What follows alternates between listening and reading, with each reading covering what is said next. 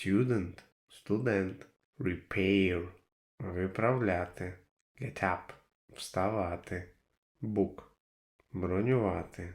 Goodbye – до побачення. Friday – п'ятниця.